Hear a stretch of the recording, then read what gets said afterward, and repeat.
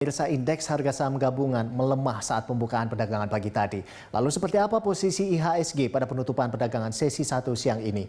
Kita langsung bergabung bersama rekan Glenn Joshua dari Bursa Efek Indonesia.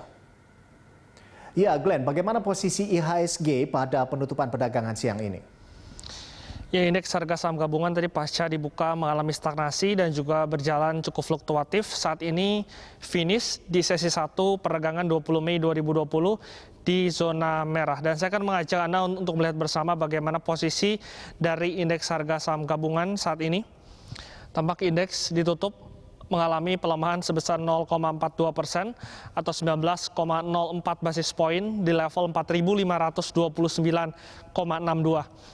28 miliar lembar saham yang sudah beredar dengan nilai transaksi mencapai angka 35 triliun rupiah. Sementara sepanjang perdagangan sesi 1, para investor sudah melakukan 269.465 kali transaksi. Dan jika bisa Anda lihat di layar kaca Anda, bahwa indeks harga saham gabungan tadi dibuka mengalami stagnasi dan juga sempat bergerak fluktuatif, sempat mengalami penguatan sampai 0,2% sebelum akhirnya terperosok dan tidak bisa kembali ke teritori positif. Titik terendah dari indeks harga saham gabungan tercatat di angka 4.521 dan level tertingginya di 4.561. Dari 10 sektor, Ando, 7 sektor menekan pelemahan dari indeks harga saham gabungan, di mana properti menjadi penekan utama dengan koreksi sebanyak 2,3%, dilanjutkan dengan konsumsi yang juga mengalami pelemahan sebesar 2,1%, serta infrastruktur yang mengalami pelemahan sebesar 1,8%. Ada 3 sektor yang mengalami penguatan, di mana industri dasar menjadi mengalami penguatan terbanyak, yaitu sebanyak 1,7%.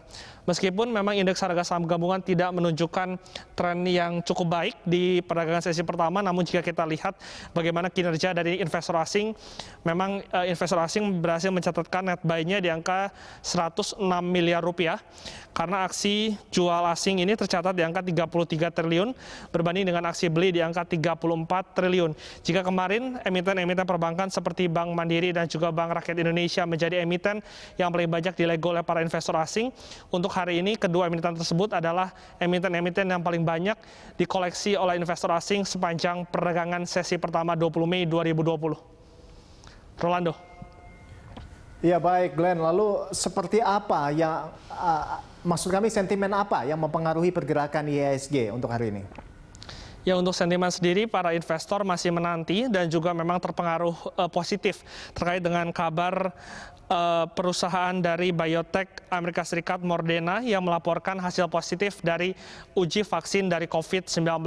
Namun para investor masih menunggu bagaimana nantinya uji lanjutan yang nantinya akan dilakukan pada bulan Juli 2020 mendatang. Selain itu juga investor masih menanti bagaimana arah kebijakan ekonomi dari dua negara superpower, Amerika Serikat dan juga Tiongkok, di mana Amerika Serikat sendiri investor menunggu bagaimana arah kebijakan dari Bank Sentral Amerika Serikat, The Fed, yaitu pidato Jerome Powell yang akan disampaikan.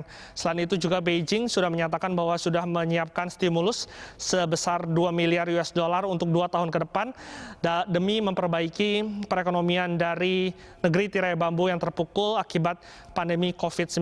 Dari dalam negeri sendiri memang masih terpengaruh oleh pidato yang disampaikan oleh Peri Warjio kemarin, yang dimana Bank Indonesia memutuskan untuk mempertahankan suku bunga acuannya di level 4,5% dan juga meyakinkan bahwa likuiditas perbankan ini masih terjaga, sehingga dapat dilihat bahwa sejak kemarin hingga saat ini sektor perbankan menjadi salah satu sektor penopang dari indeks harga saham gabungan. Rolando. Baik, terima kasih Glenn atas laporan Anda dan selamat bertugas kembali. Demikian tadi reporter Glenn Joshua melaporkan langsung dari Bursa Efek Indonesia, Jakarta. Nantikan news update 1 jam berikut. Saya Rolando Sambuaga. Sampai jumpa.